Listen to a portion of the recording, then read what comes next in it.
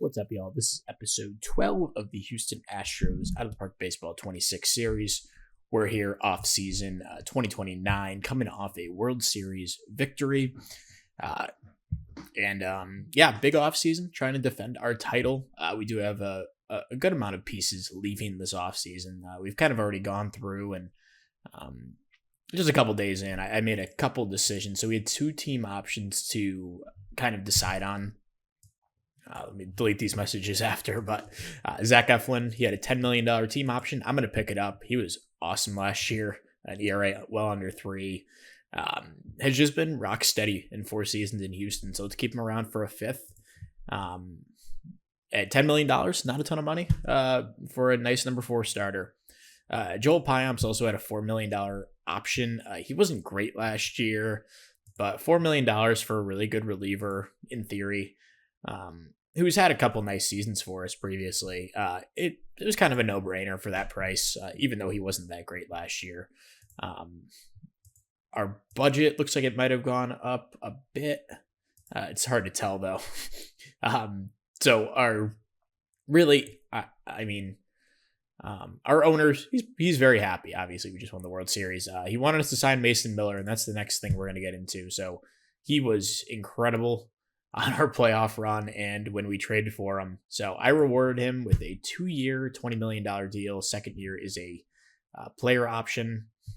So we'll see if he picks that up. He is fragile, which is a little concerning, but he was so good last year. And, we don't have a ton of money on the books for the next couple of years. So it was something I was able to fit into the budget. He was just so good. It'd just be a complete travesty to lose him this offseason. So, we got extended for 4 more years. That's awesome. And then, we signed a couple of guys just to extensions. These are all arbitration ones besides Miller. Drew Romo's still year to year at the moment. But, it should be an interesting offseason. We have a few holes, so the rotation, I would feel pretty good if we went into the year with these 5. But we're losing Lodolo, who is awesome last year. We're losing Christopher Sanchez, who we haven't gotten to awards yet, but he could make a run for a Cy Young. I don't think he'll win it, but just based on the innings. But there's an outside chance he might. So we're losing both of those guys. They're just going to price us out. Sanchez, 6 years, $30 million a year. I can't really get there with him as much as I love him. And then Lodolo, much more reasonable. He's 31. We have other guys coming. And kind of have to save our future flexibility for that. We're also losing Andres Munoz, who had a nice little year for us. It wasn't quite what I hoped for out of that deal, but he was definitely solid for 2 seasons. Dylan Floro definitely turned it on last year in the second half. We're probably going to lose him, but there's a chance we bring him back. Did I offer him an extension? I did offer. Okay. So I offered him a 1-year, $3.5 million deal. He's just solid. Nice, last guy in the bullpen. He's had 2 nice years for us in Houston. Justin Martinez, who had a really good year last year. I just don't really have faith in his long-term outlook based on the injury he had a couple of years ago. Not a crazy deal if we were to bring him back, but it probably would only be on a 1 year. Then for the rest of the bullpen, we got Miller back. We got Soto coming back. Just kidding. We don't have him coming back. What is he? Oh, we offered him an extension as well. His was a 2-year, $13 million deal. And another guy who was excellent for us when he came over, a 1.12 ERA. Wasn't quite as good in the playoffs, but still a good arm to have in the building. For a couple of years, $6.5 million a year. We're totally fine with that. So Soto will be back. Gonzalez will be back. Had a rough season last year. Freaking 11-10. Most of that was as the closer and just blowing games and winning them or losing them. We'll see. The home runs were an issue last year. Everything else looked good. So you'd think the home runs would come back to normal around 1. He was 1.5, 2 last year.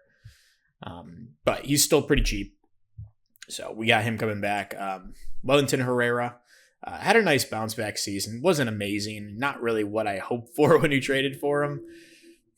We didn't give up a ton. I mean, we gave up Manuel Urias and Greg LaRue, who's still down in rookie ball as a 22-year-old. But he's a nice enough filler option. Is he out of options? He has one more option year if we need to use it. So a guy who can go back and forth. And then Pyomps will be back. Flora will presumptively be back. And then to fill out the rest of the bullpen, we got a couple options. Trent Hodgkin, who I'm not sure if he's going to develop. He wasn't very good. The ERA doesn't look bad, but the strikeout to walk stuff is not pretty. And it kind of is reflected in his ratings. But he was so good in AAA, I want to at least give him a shot. Jason DeCaro, former number 3 overall pick. Threw in 4 games for us, walked a ton of guys, didn't strike out anyone. Such a small sample size, it's hard to even take that into account. But he's no longer like a legit prospect in my mind. But he's only 23. There's still a shot.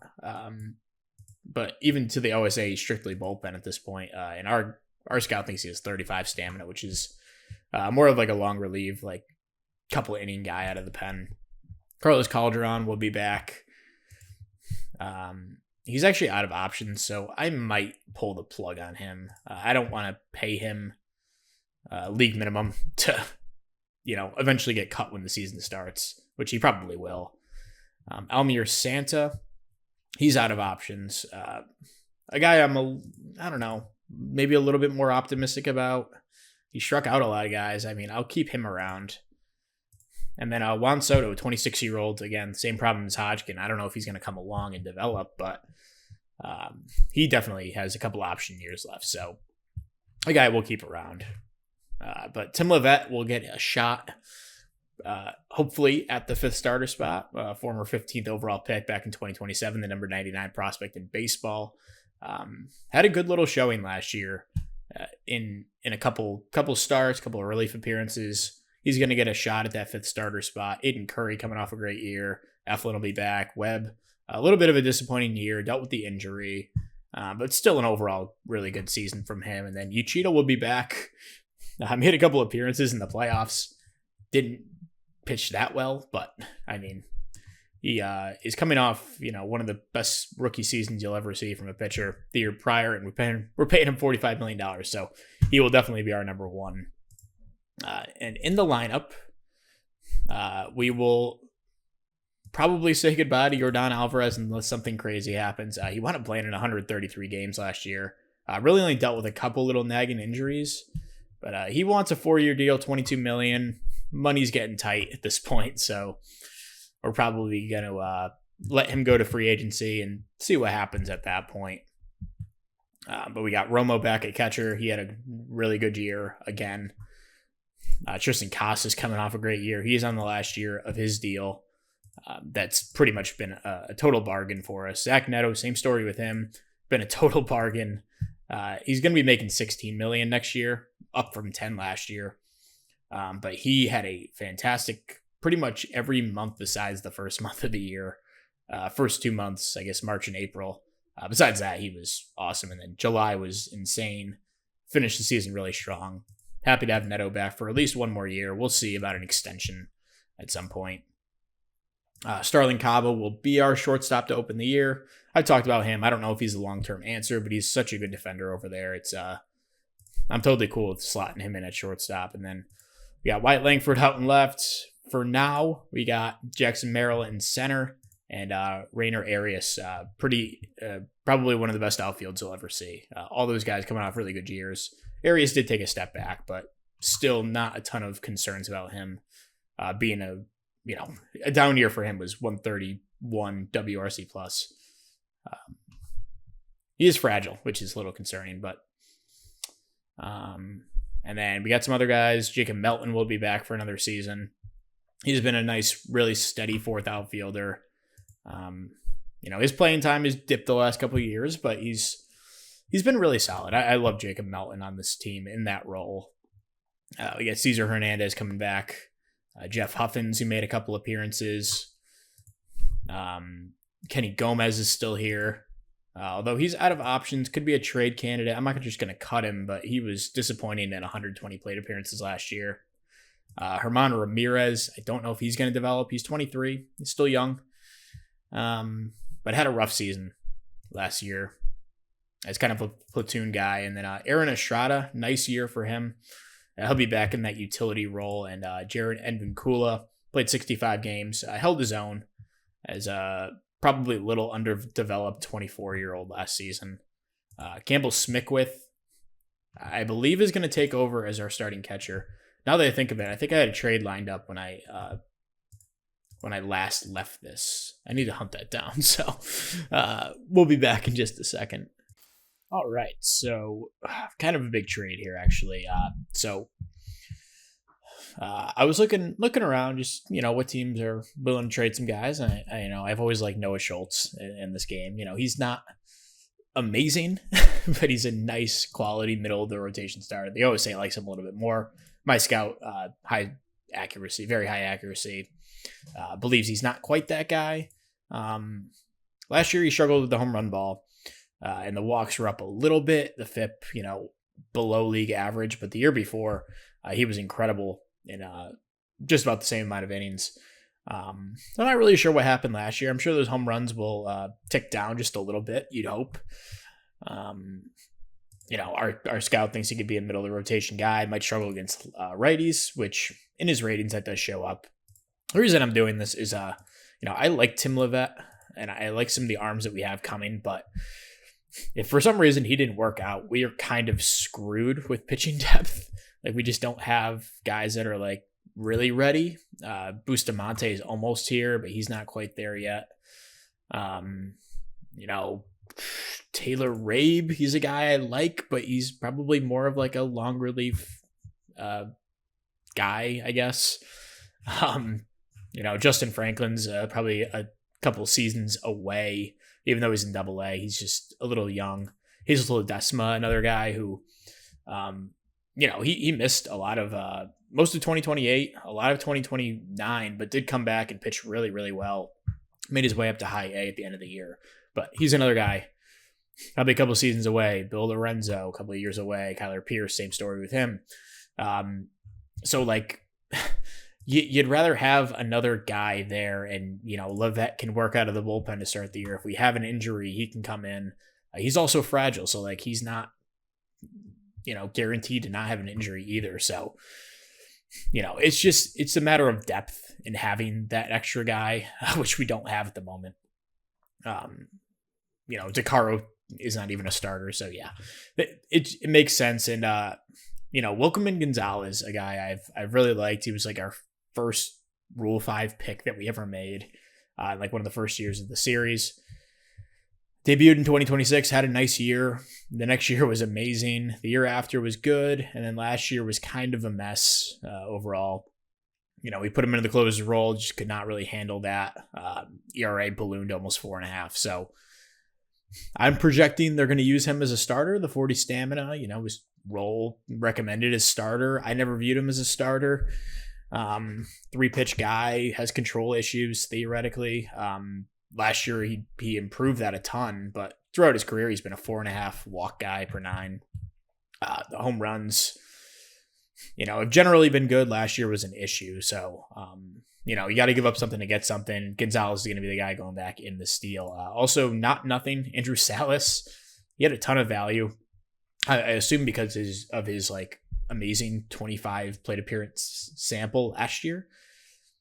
I view him as a nice, quad A guy who can fill in when you need him to. He kind of did that for us last year, but one of these guys we got in that big Miami trade that kind of kickstarted this rebuild, trading away Josh Hader, Jeremy Pena. We got Lopez Caba back in that deal. Lopez now with Cincinnati, and he didn't play very well.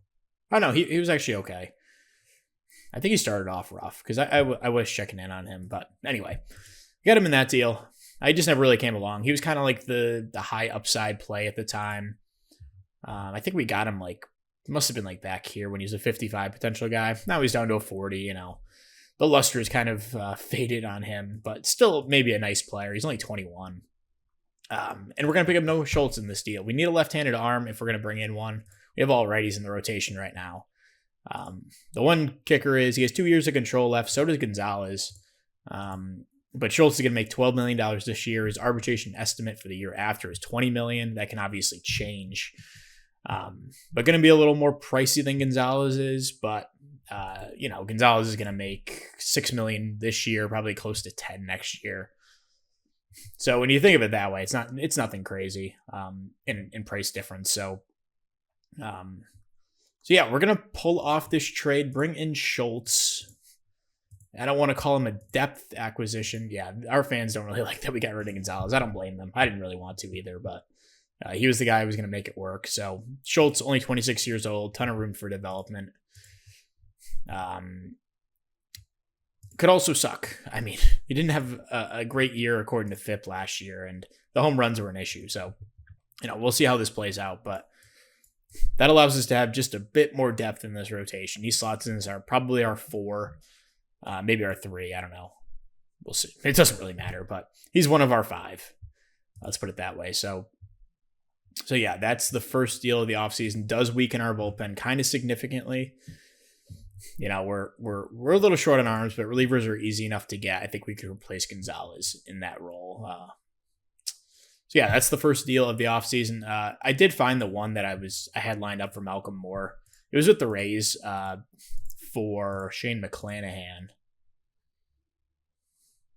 I kind of added a couple more guys to this deal. I try to get this guy of Alvaro Gomez, who I like his home run stuff, but I had this lined up, and McClanahan's coming off a really, really, really bad season last year. Gave 2.4 home runs per 9. Just the year before, though, he was awesome. The year before that, I think he won Cy Young in 27. Yeah. But I wanted to go for Schultz. He's a little, maybe not cheaper, but he's younger, more projectability. So yeah, those are the deals that's the deal to open the offseason. We're still going to explore trades for more, particularly. I trust Campbell Smickwith to take over that backup catcher role. Also, I didn't go over the development lab because I have some guys in there. It's not going very well to start. Arias is in there for strength and conditioning. Lovett, strength and conditioning. These guys are just fragile. Trying to improve that. I seem to never hit this. I don't think I've ever gotten a strength and conditioning one to pass. Pedro Beltran, trying to generate some bat speed with him. The power's just lacking a little bit behind everything else. I still think he'll be fine long term, and I still can't send him to strength and conditioning, so he'll be fragile probably forever. Ledesma trying to improve his control. It's just lacking a little bit behind the other things. Ian Griffin, pitch movement. Looks like he can be a good arm. He's a second-round pick last year, but the home runs allowed are just brutal at the moment. He's only 18, though. Rob Schaefer, 30th overall pick last year. We were sending him to the lab for plate discipline. Again, the eye's just a little bit behind everything else. Justin Daddio Franklin, trying to improve his control. Again, just lacking behind everything else. He's struggling with that at the moment. All of these guys are frustrated, by the way. Danny Carpenter trying to improve his control. Honestly, looks like he could be a total baller if he got this up to a 35 control. We'll see if he gets to that. He's a former 14th round pick. We kind of banked on his upside, and he's mostly reached that. The control was always going to be a problem. Actually, he's even skyrocketed since we drafted him. What was he, 27? Yeah, we drafted him back here when he was a 55 stuff guy. Now he's an 80 stuff potential at age 23. So very interested to see if he can become a legit reliever for us. Kyler Pierce on track for pitch movement. Just a well-rounded arm. He's 20 years old, pitching in high A last season. He was fine. He held his own. He'll probably start at that level to begin this season. Nesty Rosales, a scouting discovery in 26. Wasn't really on my radar, but called him up to A-ball at the, end of last season, or 28, I should say, 2 seasons ago. Because he had kind of killed that level as a 17-year-old. So called him up to A-ball. He played really well there, started him at that level last year, crushed that level. Called him up to high A as a 19-year-old. He killed that level, so we got him up to double A, and he put on a really good showing in 85 plate appearances. So An interesting player here. 19 years old, playing in AA. We'll see how he develops, but we're trying to improve his infield defense. If he can become a nice second baseman for us, that'd be awesome. And that's the lab. Not going so well so far, but a lot of time left. And besides that, we do have some awards to announce. We'll just go through the last day of this. We kind of, I didn't want to spoil this, but Wyatt Langford, MVP. What a season between Texas and Houston. He was much better with Texas, but he turned it on late with us. Winds up hitting 38 home runs. Drove in 119 runs. What a season for him. 6 WAR. 7 WAR. And also won a Gold Glove out in left field. Silver Slugger as well, obviously. Just an awesome season for him. And I mean, I don't know, remember what we gave up. Kevin Alvarez, who unfortunately similar results with Houston, with the Rangers that he had with us. 150 average, man. I mean, -2 WAR on the season. There's still hope for him. He's still only 21, but not a great start to his career. We give up Salvador Arteaga. He played okay in the Dominican League. Ty Brackbill was in high A for them. Maybe A-ball. He was fine. Valdez, he had a lot of home runs for them, but he has his issues himself. And then Tony Nava, an 18-year-old that I really liked. He goes over to Texas and plays 1 game, I guess, in rookie ball for them. They didn't promote him or anything. So yeah, that's looking like a total steal. We pick up the MVP. And then Jackson Churio wins in the NL. Crazy season, a real breakout for him in year 5, I guess. Year 6. Garrett Crochet did win Cy Young. Christopher Sanchez got 5 for first place votes. Crochet had a really good year. Led the league in FIP, WAR, wins, home runs allowed, strikeouts, innings. And they signed him to a big extension, 6 years, like $42 million a year through his age 35 season. Well deserved from him. He's been a beast in this save. Joe Musgrove, former Astro, also gets some Cy Young votes, finishes 3rd. Great season for him. At age 36, keeping it going. Sandy Alcantara up here. Noah Schultz winds up finishing 6th that we just picked up. Yeah, really good season from Sanchez, man. It's gonna suck to lose him, but it's just how it is. You can't keep everyone. Rookie of the year, we didn't have anyone but this guy, Guillermo Serrano, wins. He was a free agent, international free agent that came over. Has a really good year. Is a 28-year-old. NL Rookie of the Year, Kaner Delgado. This guy looks familiar. Did we have him at one point? No. He was a Rule 5 pick. Very interesting. And then, did he get traded?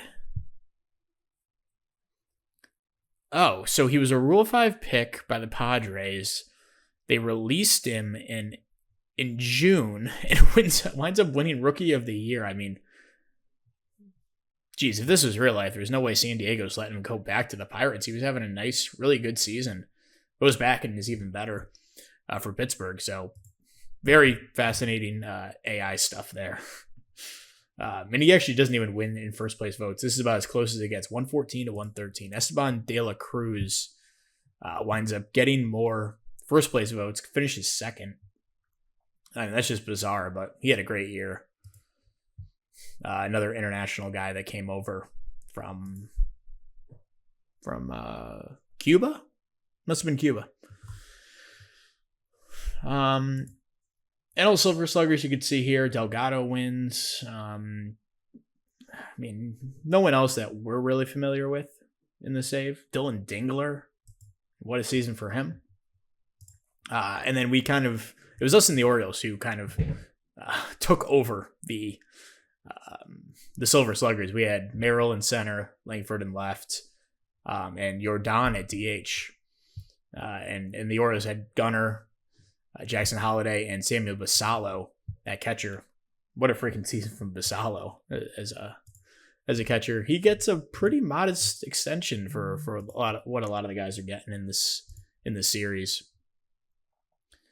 We have reliever of the year Jose Alvarado in the NL. Gregory Santos in the AL gets less first place votes than Regalado.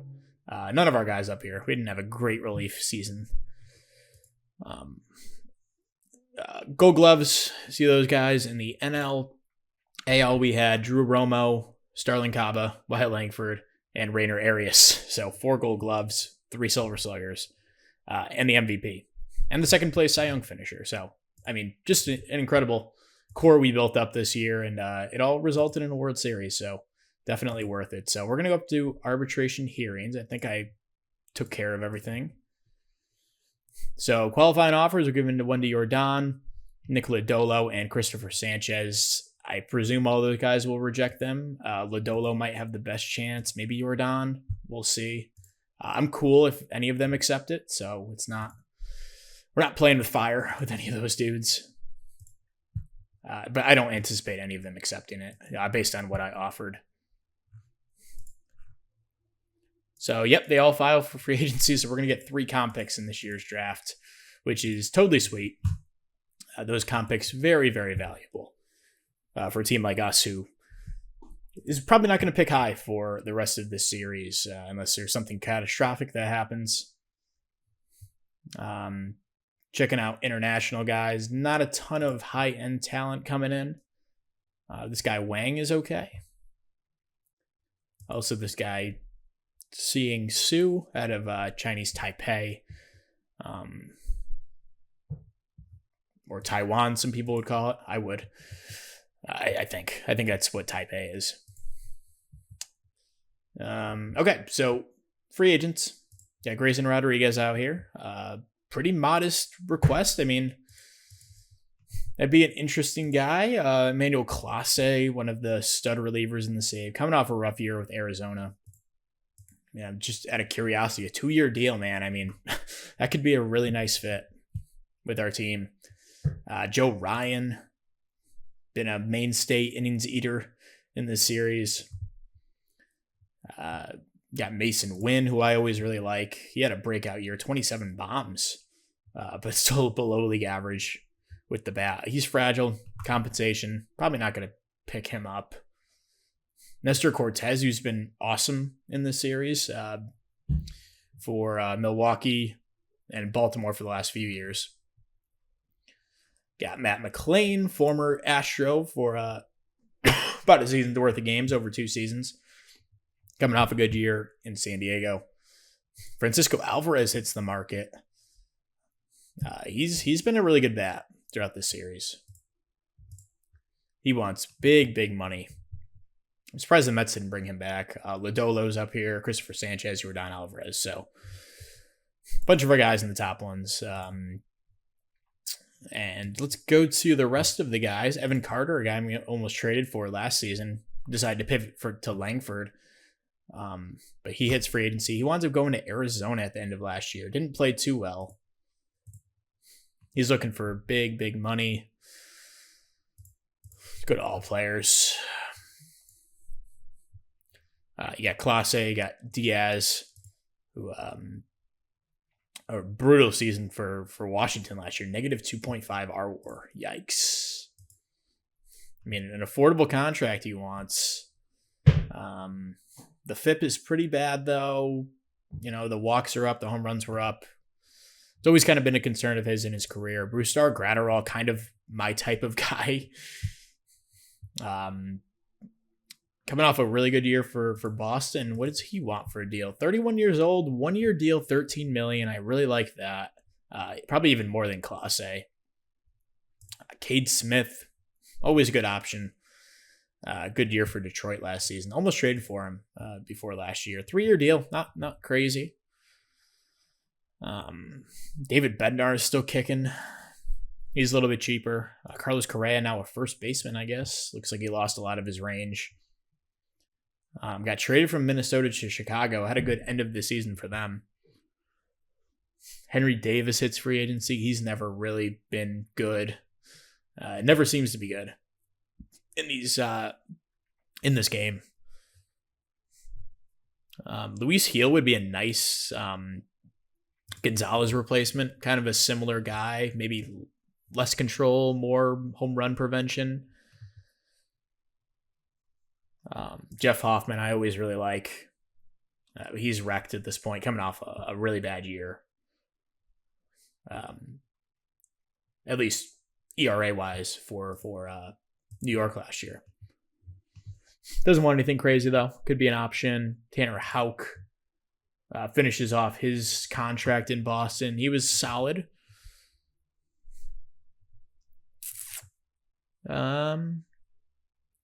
Yeah, I mean, there's some decent players out here. So yeah, we're gonna go through, offer some guys, and see what happens here. Spencer Steer also an option, but I mean, what are we really looking for? It's bullpen help, maybe one or two guys.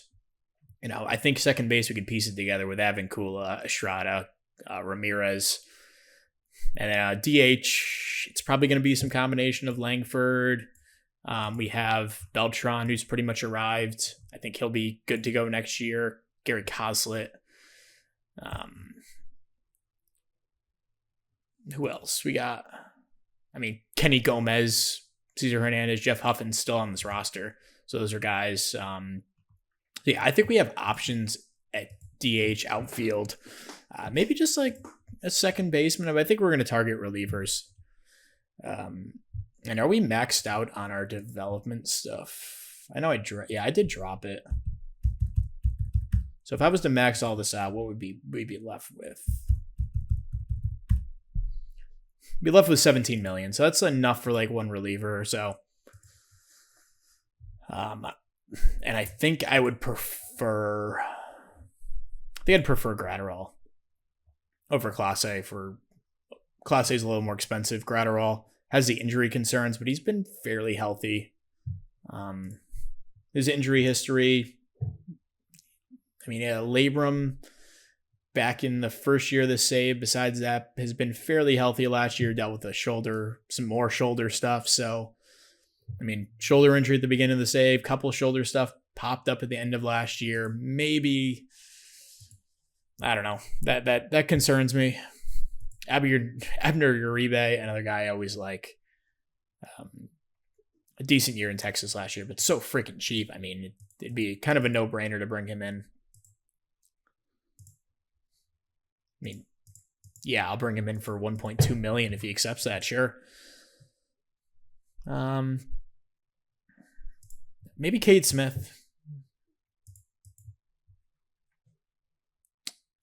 Pretty consistent. Last year in Cleveland wasn't amazing, but the years before he was awesome. But we have Miller at the back end, Soto, and then kind of need another high leverage arm and maybe another filler. I think Uribe would be a good guy to fill in that middle relief role, and then probably just another high end option. There could be some guys in the trade market too. The block usually doesn't fill up until a couple days into free agency. Jason Dominguez, what a fall off. That sucks. I'm sure Lovelady coming off a nice year. So yeah, we're going to keep moving forward. We'll be back with what we decide to do here in free agency. All right, so we have a solution kind of to solve our kind of two relief holes that we have. So high leverage guy, middle range option. Orion Kirkering, a guy that I was trying to trade for last offseason, didn't wind up doing it and kind of regretted it. He was so good, and he had been so good the last couple of years before that. And just has a great track record FIP-wise. Strikeouts are always 9 to 10 to 11. The walks are never really an issue either. Got the 70 control, really good home runs allowed stuff. The only thing is a little expensive, $23 million a year for the next 2 years. They're going to wind up eating 35% of the deal, so that brings it down to like $15 million a year, which is much more manageable for a reliever. But he's one of the best in baseball. So, Atlanta struggled last season, and they're kind of looking to move on from some of these guys. Michael Otanes is another one of these guys. Definitely not the caliber that Kerkering is, but has really good stuff, solid enough movement, home runs, and the control is an issue. Walked over 5 guys per 9 last year. But the year before, in 30 innings, he only walked 3. If he could settle somewhere in that 4 range, that's totally fine. Hard thrower. A good guy to have in the middle innings. He's making $3 million this year. Has probably another year of control left. Where the heck is he? Yeah, he's 1 more year of control after this. So a 2-year kind of thing with him. He's 32. So just another guy to kind of eat some innings for us. And then we're also picking up Jace Grady in this deal. Just a little throw in for some minor league depth. Nothing too crazy. Did play well in AAA last year. Switch hitter. Can play corner outfield. Probably DH mostly. And some first base, I guess. And in return, it's nothing crazy. Cesar Hernandez, one of the bigger parts of this deal, didn't make an appearance in the majors last year. Struggled previously in the majors, but in 2028 was good in AAA. Last year was solid in AAA. A good 4th, 5th outfielder to have. Sal Zavala, kind of the centerpiece of the trade. 8th round pick last season. A reliever only prospect unless they think they can boost the stamina. But a really good one. Pretty well developed for a 21-year-old. So could be kind of one of these guys as a replacement down the line. Murph Gray, a guy that a lot of teams wanted. He was a 7th round pick in 2025. It's taken him a little bit to get going, but last year in AAA was pretty solid. Could be a third baseman option for them. Then these guys are kind of just throw-ins. David Bernhard, a guy that a lot of teams wanted, had a nice year in high A last season. Frank Lucio, more of a dart throw guy, scout and discovery in 28. Derek Tarpley, former 20th round pick, a glove only guy, but did play pretty well in high A last season as a 24-year-old. Never know, but more likely just a minor league filler. And then Hector Salas, a guy you can, play in your AA, AAA systems for a few years. Only 25 years old. Decent little tools, I guess. So the only thing is we're taking on a lot of money in this deal. $15 million drops us to 10. And I did drop down my budgets to make this work. $35 million for development, 24 for scouting. Still in a good place with those, but did have to drop those down a little bit. We'll have $10 million left over in this deal. So, but it fixes both of our issues. We don't need to go into free agency to do anything or overpay for someone. So really happy we got Kerkering. And yeah, that's... and then, the only concern I had about this was both Kerking and Miller are going to want to be the closer. Kerking might be a better pitcher, but Kerkering might be a better pitcher. But Miller was so good for us last year. I'm going to give him the first crack at the closer's role. I think Kerkering will be fine with being the 8th inning guy as long as we're playing well. Soto will be in the 7th. Then you can slide Otanes into those middle relief roles, and we pretty much got a full bullpen here. 7 guys, you want another, and, I like to use that last slot as kind of a, when we need a fresh arm, we can bring someone up. So, Hodgkin, DeCaro, Santa, Soto, Matt Scott, who's going to be coming back this year. I don't know what he's going to look like coming off a torn back muscle. He's dealt with a few injuries so far in the save. Nothing too crazy. But he's 25, going to be 26 this season, hasn't really developed to his full potential. You hope something comes along, but not going to bank on him. And then Davy Cruz out with a torn labrum. Once upon a time was like kind of a sneaky pickup for us. We traded him for Hunter Green. Hunter Green wound up playing a swingman role, wasn't very good. And then last year with the Dodgers, kind of reemerged as a nice reliever. But yeah, Cruz, whatever we get out of him is what we get at this point. Has one more option year. So I think that's probably all the moves we're going to make on the pitching side. I feel pretty good, and probably some minor league deals we'll throw out there, some guys. The last thing to really figure out is this catching situation. Malcolm Moore's value is kind of deteriorated. I think we're probably better off just holding on to him. He has some option years. Whoever between him and Smickwith wins the backup catcher job, other one goes to AAA. I think that's probably the best way to go about this. And then second base, that's kind of the other hole besides DH outfield, which I don't really consider a hole. But I think Edvin Kula, Ramirez, Estrada can handle that for this season, unless, something comes along in the market, which, I don't want to keep making trades. Junior Caminero was a guy that I definitely looked at. I looked at him even before he went on the trade block.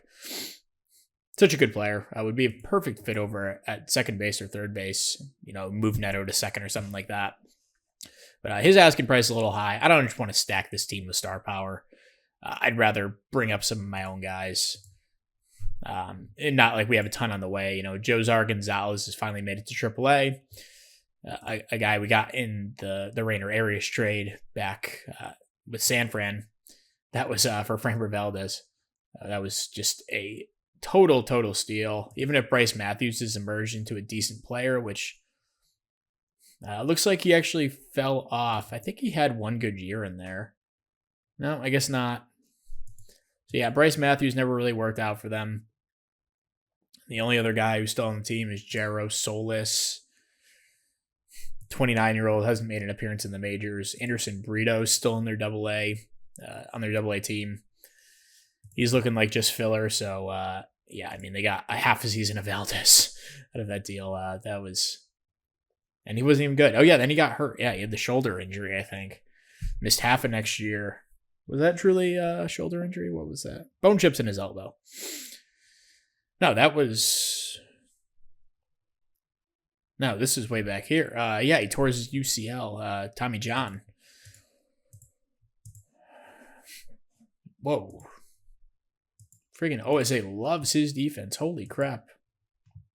He's a potential option. Besides that, I continue to like TJ Pompey, even if my scout doesn't.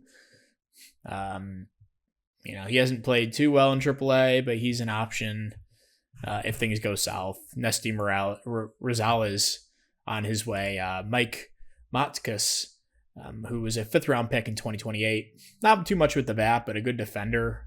Could definitely be a nice utility player. Hit pretty well in AA last season. Bobby Swartzberg, a former sixth-round pick. He's a potential infield guy. Ryan Kropel, got him in the 19th round in 26. He's gotten up to AA. Probably just more of a backup at this point. Besides that, not too much in the infield coming. Could also go over our top prospects. Jimmy Rader is our top guy now. He went down with an elbow injury last season. Missed about half the year, but was playing well, made it up to high A. He's the number 20 prospect in baseball. Rome Molina, a lot of teams really want him. I'm not going to give him up at this point. 17 years old and crushed both rookie leagues last season. Justin Franklin, number 38 in baseball, former 10th overall pick. Pedro Beltran, number 40. I can't believe he's that low. Played really well in AAA. He'll be up this season at some point. Gary Koslett, same story with him. Great season in AAA. He'll be up when we have the opportunity. Could even be the start of the season, considering we don't really have a DH or a corner outfielder. Ricky Bustamante, 20 years old, made it up to AAA last season. Pitched pretty damn well at that level. A guy who could be in the majors at some point this year. Tim Levette, we talked about him. Danny Macarola, 25 years old. We'll see if he ever reaches his upside, but did make it to AAA last season. He had dealt with a bunch of injuries. We got him in, let's see. Got him exchanged for Jacob Young. Is that last season? Jeez, wow, we screwed them with that trade. Was Macarola that good at the time? Scouting. No, he probably wasn't that good at the time, actually, and he's kind of taken off. Now a top 200 guy in baseball. And in our top 10. Number 108, actually. Kyler Pierce, 5th round pick in 2027. He's taken a little bit to get going, but has pitched really well in a couple seasons. A-ball. High A wasn't great for him last year, but he was fine. David Montez, number 112 in baseball. Probably more of a first baseman, corner outfielder type, but did make it to AAA last year after a good season between high A, where he killed it, and then double A played really well. Guy I'm excited for, could be a DH option. Ian Griffin, 2nd round pick just last season. Has a long ways to go. Rob Schaefer, 30th overall pick last year. And I did want to check in on, I already looked at him, but shortlist. Sam Davis. So this is the other guy I was considering at that 30th pick. He winds up going 40th. And between, what is that? That was the draft league. He's only played 9 games in rookie ball. Played really well in those games, but we'll follow those guys' careers pretty closely. Schaefer did make it up to A-ball. Didn't do too well for us, but Jesus Ledesma falls to 137 after missing a ton of the last 2 seasons, but he's back. Will come into the season fully healthy. Only 19 still. Just turned 19. Still super, super excited for him if he ever makes it. Juan Ramirez, well-rounded outfielder. Played in AA last year. Played well at that level, although the walk and strikeout stuff isn't that pretty. Did show some stuff in high A, and he's durable. Jeff Huffins on the Major League roster. 2nd round pick back in 2027. Bobby Scoresberg, a 6th round pick in 2027. It seems like it was a pretty good draft for us. I see a lot of guys kind of mentioned here. Was our first pick Justin Franklin that year? No, it was 2028. We got Gary Coslet in that draft too. Tim Levette was our first pick in that draft. So we went Levette, Huffins, and Scoresberg in the 6th. And who did I just say? I don't know. It doesn't matter. It was a good draft. Travis Minich, he's a 13th round pick just last year. OSA really likes him. Could be a guy to sell high on. I don't know if he'll ever make it. Brad Davis, 19-year-old lefty, 5th round pick last season. Taylor Rabe comes in our top 20, 14th round pick in 2026. He's come along pretty nicely. Jaheim Garrett, 4th round pick last year. Really drafted him based on this home runs allowed stuff. So yeah, there's our farm system. Weird time to add that in, but no worries, I guess. And yeah, I don't know if there'll be a ton else to go over this offseason. Second base is probably going to be shared by those guys. DH we'll figure out as we go. We have a trade offer. The shell of Ynier Cano for Alex Molina. Yeah, I don't think so. Okay, so probably go up to, unless something crazy happens or the Rule 5 draft, something comes along there, probably up to, later in the offseason, maybe even spring training, opening day potentially. We'll see kind of what plays out here, but I'll certainly be following along, and we'll be back whenever we decide to jump back. Okay, so we're back here at the Rule 5 draft. I'm going to do something. I don't even know why I act like I have these rules. It's all just subjective for what I'm feeling at the time. But Cruz Schoolcraft is here. 22 years old, 6'8", former first-round pick, late first-rounder in 2025. And typically I try to avoid these guys that are, young and probably shouldn't be available here in the Rule 5 draft. But I think I'm going to make an exception for Schoolcraft because, unfortunately, the Brewers are just not using him in the way that I would. So he's a two-way player, theoretically. The bat looks pretty decent, but I'm really intrigued with the pitching. Good upside with the movement, and the stuff's pretty good, and the control's not horrible. But they just haven't been using him as a pitcher at all. I mean, he made 2 total appearances in 2028. I mean, pitched 40 innings out of the bullpen in 2029. I mean, it just doesn't make any sense. And the reason is because they've been using him as a hitter. And, as a hitter, he hasn't been terribly impressive. He's striking out like 35% of the time. Obviously, I mean, he's going to have those issues. Like, they're just not using him. So I think that in their heads, they consider him more of a hitter. And as a hitter, he hasn't really proved anything. I mean, he's, hit for, I don't know, league average in A-ball. So the reason I'm saying this is I kind of want to just save Crew Schoolcraft here from the Brewers. Just maniacal use of him. I mean, he's pitched how many career innings in his... Yeah, not including high school, which shouldn't include. He's pitched like 100 innings in 4 seasons in the minors, because they're using him as a hitter. So I'm just going to draft him because I want to actually use him as a pitcher, because I actually see some really nice upside as a pitcher, and I won't be using him as a two-way player. I don't really believe in that bat. He hasn't proved anything. So that's the justification for taking a 22-year-old here in the Rule 5 draft that I typically don't do. But he's got to make the team first. I mean, it's not like he's guaranteed to even be on our opening day roster. But that will probably, I'm just going to complete it. Don't really need anything else out of this. So, wow, they went all the way to 5. The poor Mariners must be so bad. Man, a lot of guys taken here. Sebastian Wolcott. Interesting. Former top. I guess he was only like top 50 for a couple seasons here. Other saves I see him come out to be a superstar. But this one, not so much. But they wound up losing him in the Rule 5. Ethan Petrie was a guy I looked at. A 25-year-old. It's a big pop. Looks like he'd play a little bit third base if you needed him to. We'll see how he does on Kansas City if he makes the team. This guy's interesting as well. Dylan Jordan. Yeah, some reasonable picks. Jack Ruckert. Nashville Stampede. Utility legend. Brandon Sproat goes. Pretty shocking he was available, but he just...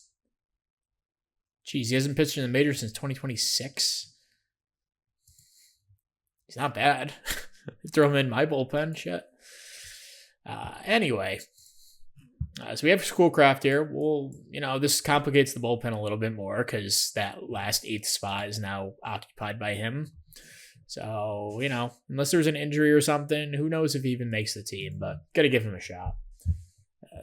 We're going to keep moving forward. I just wanted to touch on that before I went ahead and picked him.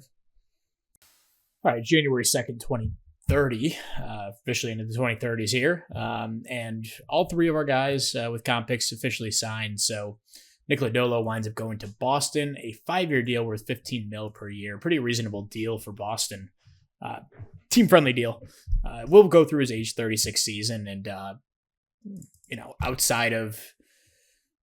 he had 3 really good years for us, 2.5 really good years, but didn't have the best track record before. I mean, he had a good year in 25. 26 was a little rough. 27 was fine. For Cincinnati, it was much better with us, and then has had 2 fantastic seasons back to back. Not really an innings eater, but he goes to Boston on a 5-year deal. Pretty reasonable. And we also lost Christopher Sanchez and Yordan Alvarez on the same day to the same team. The Los Angeles Dodgers signed both of them. Sanchez, a 5-year, $149 million deal after kind of just one really good, amazing season. Besides that, he's been more of a league average arm, slightly above a league average. Interesting deal. Personally, I was never going to go that far with Sanchez, 33 years old. I mean, you're banking a lot on that 1 year, and it was behind a great defense and a great defensive catcher. I don't know. I wouldn't have done it. And then Yordan Alvarez also goes to the Dodgers, a 5-year, about $20 million per year deal. Again, just way more than I would have gone.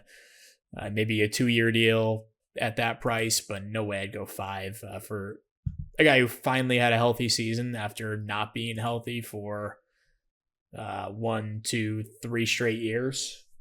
And he did deal with some nagging injuries along the way too. So, those 3 guys signed. Those 2 guys to the Dodgers, in Sanchez and Jordan, and then Lodolo to the Red Sox. So we get 3 comp picks at the end of the first round, which will be a big boost to our farm, which is already really good.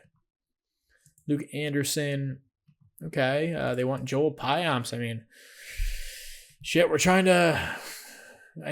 don't really need another outfielder, but Luke Anderson, former first round pick, just in 2028. He's interesting. He's 24.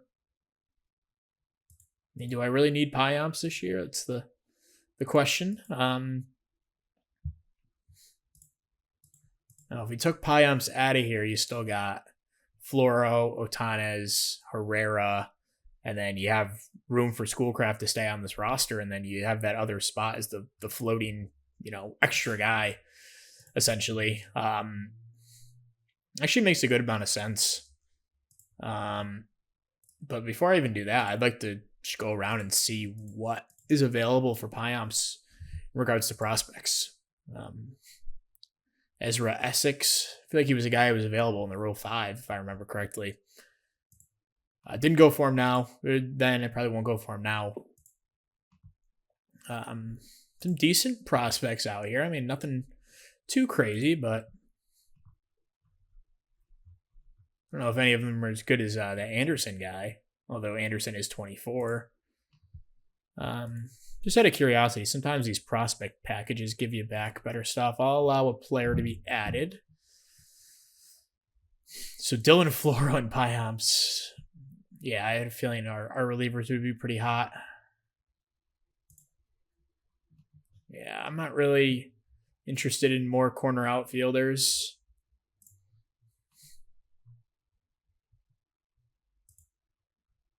This guy is very interesting. 4th round pick in 2026, 24 years old. He's at least intriguing. Another guy, he's a little younger. They want us to kick in a ton of cash, though.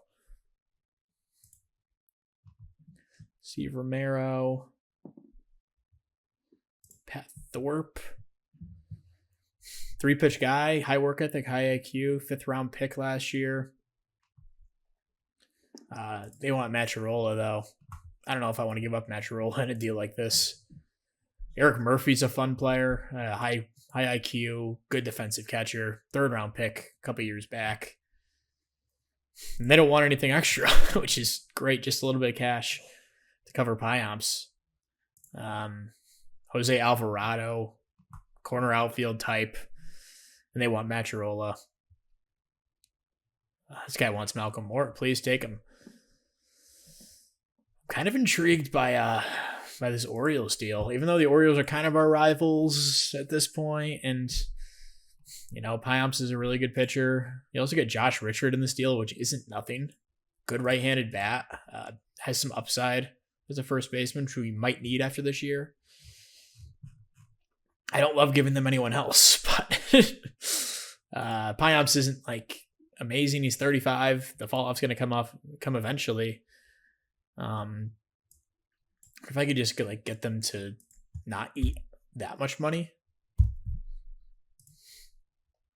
Oh, they're okay. They need to eat some of it, or we need to eat some of it. Make this work. I wonder if we could take someone back in return, actually.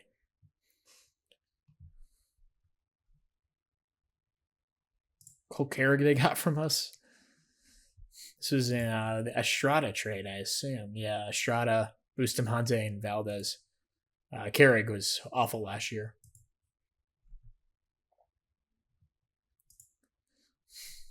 Vance Honeycutt's always a fun player. Would they throw him in if I increase the amount? Or if I just threw him in? Yeah, no, they're not interested. So we could throw in basically most of Piamps' contract. We get Eric Murphy.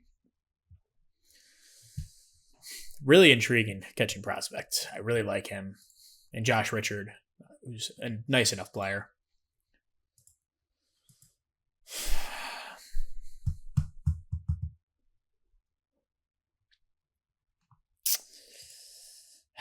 Yeah, I mean, I think this makes sense. From a roster building standpoint, this is kind of how I like to do things. Although if Schoolcraft sucks, then we're kind of down 2 guys in the bullpen then.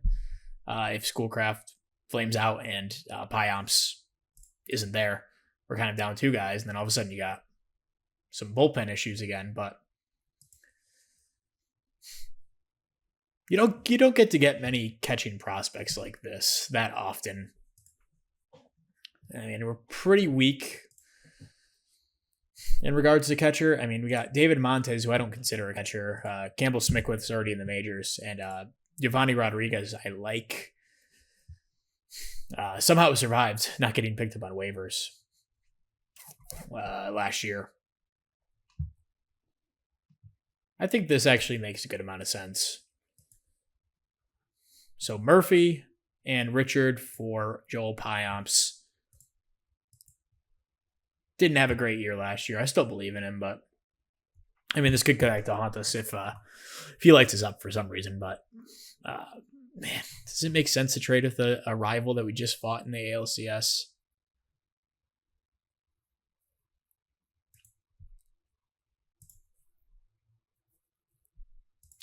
Screw it. Let's do it. It makes sense. Okay. So we pick up Murphy for Piamps. And that's going to just prioritize getting some minor league guys this offseason that we can plug in. Murphy will be fine at high A, I think. And then Richard, he'll be good in AAA. Looks like Edwin Diaz went back to the Mets. Matt McLean goes to the Cardinals. Colorado signed. Colorado traded for Royce Lewis. That's interesting. He's not really the player that he could be. Gregory Sanchez in return. Carlos Correa goes to the Cardinals as well. 3-year deal at 17. It's a lot for a first baseman. The kind of corpse of Carlos Correa, although he's not bad offensively. Okay, so I want to prioritize getting a bunch of relievers who I think can come up and play a role for us. I don't know if they'll be in free agency. We might have to wait till the preseason to do this. Wilmer Flores is worth a flyer on a minor league deal. Justin Lawson, sure. Okay. We'll be back in just a little bit with how the rest of the offseason plays out. Okay, so we're here at opening day for the league, and all of our development stuff is finally finished up. So it wasn't horrible. We wound up passing 3 out of 9. What is this? Yeah, I don't know. Was it? Oh yeah, okay. There was some farther back here. So no improvement at Rainer Arias in his fragility. Unfortunately, Tim Lovett was successful in improving his, so he's no longer fragile, which is awesome. The guy out of the 2 that I would have preferred was Arias, but at least we got one of them. Pedro Beltran, no improvement. Ledesma, no improvement. Ian Griffin, no improvement. Danny Carpenter, no improvement on his control. He had a great spring, though, so maybe he'll make the team. Kyler Pierce was successful in improving his pitch movement. Number 98 prospect in baseball here on open day. Joe Czar, these guys I sent for defense, and they were both successful in improving theirs. So Joe Czar Gonzalez, 65 across the board now in his infield defense. Advin Kula takes up to a 60 range in the infield, which is excellent. And then our next batch, I sent a bunch of guys to defense after the other guys finished up their rounds. Also, additionally, I pulled out Justin Franklin and someone else out of the lab. They were like really struggling, so I want to pulling them out. I put Gary Koslid in to improve his plate discipline. He winds up finishing poor. Doesn't look like too much of a drop off, but his eye might have gotten worse, unfortunately. But still looks like a damn good player. Number 39 prospect in baseball. No improvement for Arias' defense, Langford's outfield defense. Estrada was successful in improving his infield defense. He wasn't bad over there last year, but negative 2.4 zone rated in 51 starts. Caba, no improvement to his defense. We're trying to get him to an 80 range. But our international guy, Juan Izquierdo, signed him for the max amount. They always say doesn't love him as much as my scout. My scout thinks he has high work ethic, really high upside at the bat. Although my scout thought he was like 50, 55 across the board defensively. He's had an outstanding development session, and he's now, a adequate third baseman for sure, which is great. He's only 16, but just wanted to get him in the lab. Then Rob Schaefer, no improvement for his defense. Our first round pick last year. Now we have to cut down the rosters. And I'll probably do this off screen. Just takes a little bit of time. So we'll be back with who makes the team. But some good news out of like Bustamante. He looks like he's improving. Number 68 prospect in baseball now. He had 3 really good starts in spring. Tim Lovett was really good in spring in 4 starts. We'll see if he makes this team. So yeah, a lot of good things to talk about here. Cruz Schoolcraft. The numbers don't look great, but his FIP minus is 64, so looking solid in that regard. But yeah, we'll cut down the rosters. We'll be back. All right, so we're here at opening day officially, and just going to go over who made the team this year. So you got Uchida at the top, Logan Weber number 2, Noah Schultz our 3s, Eflin will start game 4, and Aiden Curry our 5th starter. Probably one of the best 5th starters you can ask for. In the bullpen, Mason Miller. It'll be Kirkering in the 8th and Gregory Soto in the 7th. Cruz Schoolcraft does wind up making the team. His ratings fell off a little bit recently. We'll see. He'll stay on this team for as long as I can keep him. Wellington Herrera, Michael Otanez, and Dylan Floro, kind of our middle relief options, low leverage. And then Tim Lovett makes the team out of spring. Great spring training. Just didn't have a rotation spot for him, unfortunately, but he'll eventually be there, assuming Eflin's on his way out this offseason. So that's the pitching staff. Notably left off the roster is Bustamante, who had a nice spring, Matt Scott, Danny Carpenter, who had a couple of good appearances, amongst others. In the lineup, Malcolm Moore did win the backup catcher job. He had a above league average bat during the spring, so I'll give him one more shot. So Smith will start the year in AAA. Drew Romo will be catching. Obviously, Casas over at first. Estrada had a really good spring.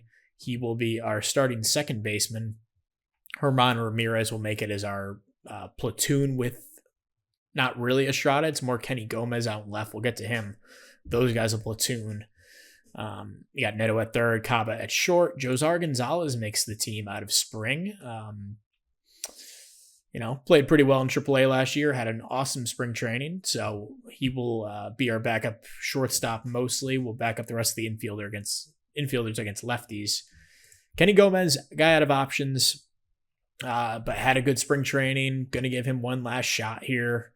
To open the season, we have Langford as our DH/left fielder against lefties. Jacob Melton's back for another season as our 4th outfielder. He'll play good amount in left field with Gomez, and then not Langford. Oops. And then be our backup full time against lefties. Jackson Merrill out in center and Rainer Arias in right. So Beltran played pretty well during spring. He had like a average OPS, but he didn't play a ton because he was in the World Baseball Classic where he crushed that league. So yeah, he looks really, really good, but he'll start the year in AAA. Gary Coslett, same story with him. He wasn't quite as good in spring, but both those guys in AAA to start. Jared Advincula did not make the team.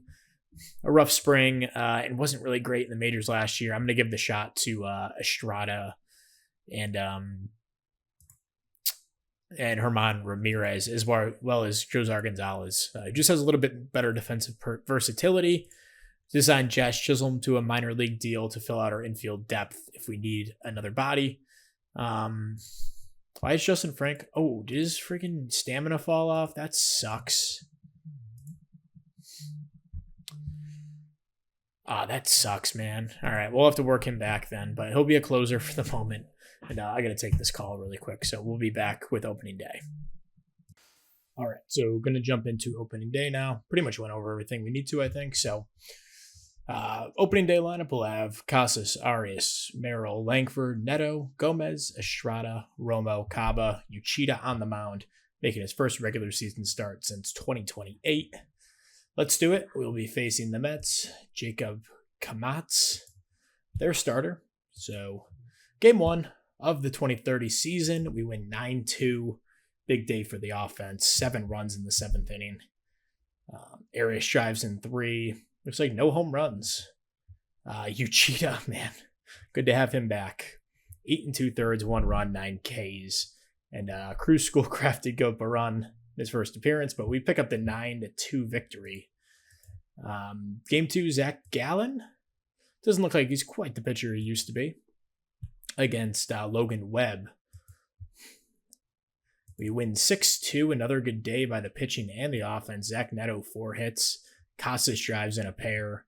And 5 innings, 1 run from Webb. Pretty decent start. Levette comes in for 2 2/3, and Kerkering, an inning and a third.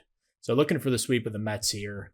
We'll have Noah Schultz making his Astros debut against Hunter Brown, former friend. Looks like he had a pretty nice year with Colorado after a rough season in San Fran. And the Mets got him on a 2-year, $22 million deal? $23 million deal. Oh, sorry, it was a 3-year deal. They got him in a trade. Yeah, we won that trade. That's freaking crazy. And Christopher Sanchez has started 2 games and hasn't been amazing, but I'd love to see if there's a way we can get him back at some point if he winds up sucking. Herman Hernandez, they got him for. Interesting. Anyway, looking for a 3-game sweep. Noah Schultz in his debut against Hunter Brown in his Mets debut, and win 8-2. So dominant pitching, dominant offense. Drew Romo, 3 RBIs in this one. 3 hit games from Merrill, Langford. 2 hit games from Estrada, Romo, Melton, and Caba at the bottom of the order. Noah Schultz, good first start, 5 1/3, 2 runs. We'll take that every day. Herrera and Otanez close it out. Hunter Brown got beat up by his former team. We'll just go through the rotation once through. So we'll play these first 2 games against San Fran. But a really, really good start to the season. We put up all those runs. What was that? 20 runs? 22 runs? Man, Takaru just continues to fall off. Macherella. Michael Norrie re-signed him to a minor league deal. Matskis, he had a good spring, by the way.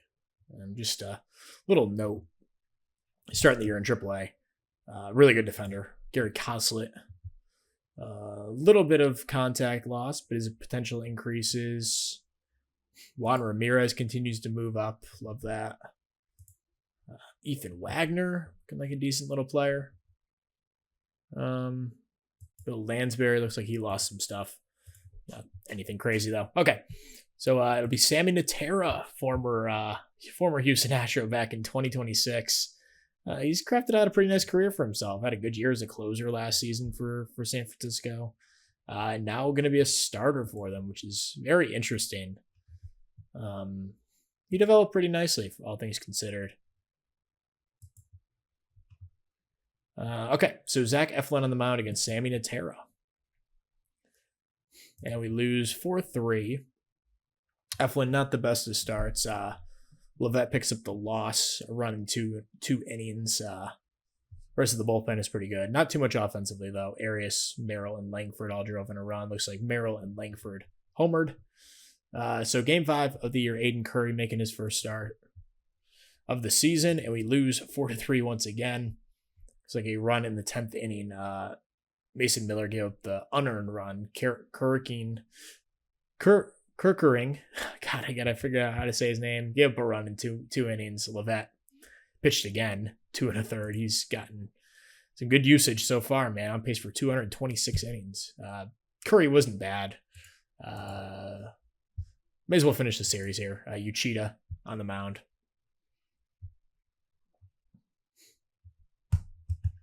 And we lose 4-3 for the third straight game. Once again, drop the game in extras. Uchida, decent little start. Tough way to lose 3 straight games, 4-3. 2 of them being in extras. But open the season 3-3. I'm not too worried, but yeah, that'll be the episode. Thank you very much for watching. We'll see you guys in the next one. Peace.